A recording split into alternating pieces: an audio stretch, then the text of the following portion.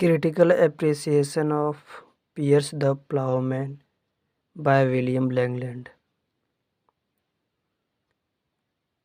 The vision of Piers the Plowman holds an important place in English literature.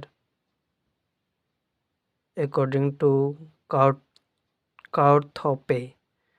the vision of Piers the Plowman, in spite of its archaic style, is a classic work in English literature. Piers the Plowman is a true picture of the age in which the poet lived. It is a national monument of England.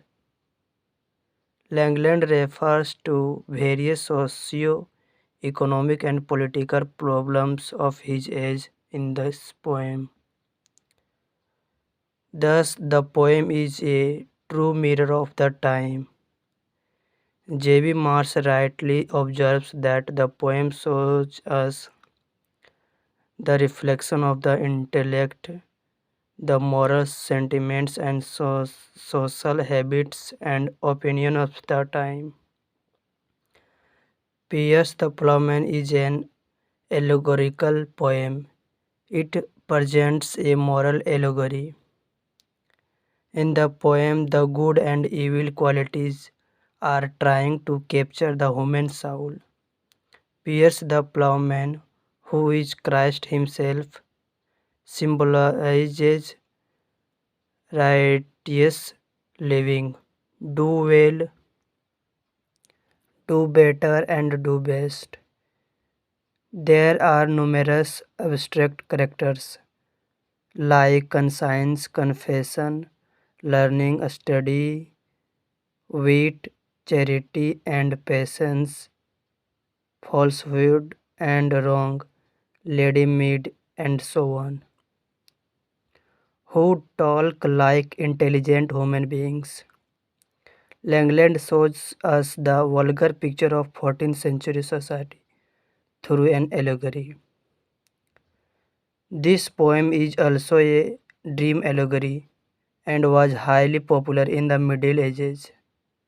The poet falls in a sleep, sees a dream, and plays the role of moral preacher.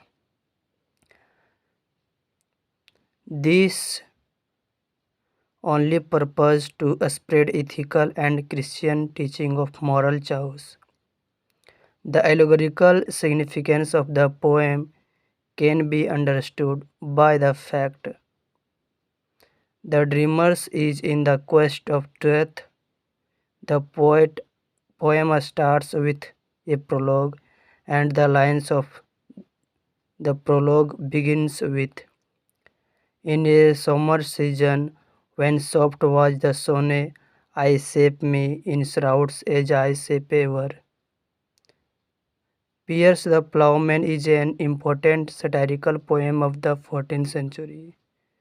In this poem, the satirist preacher criticizes the various evil and corrupt attitude of the prevailing society.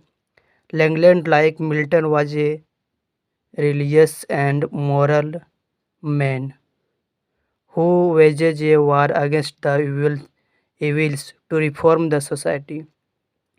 Thus, he is a constructive satirist with a passive approach to the problems of life. The poem takes a series of passages or sections. Each section has its own characteristics.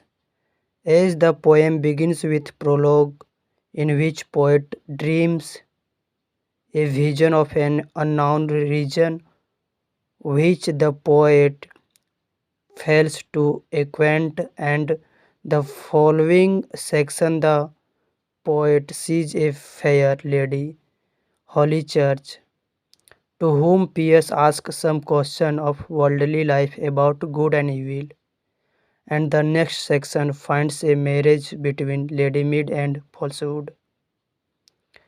The allegorical characters so the evil aspects and the true picture of the society is shown through this poem. Thus, he plays the role of the reformer of the people of his age. Piers the Plowman is not without poetical qualities, as C.S. Lewis points out.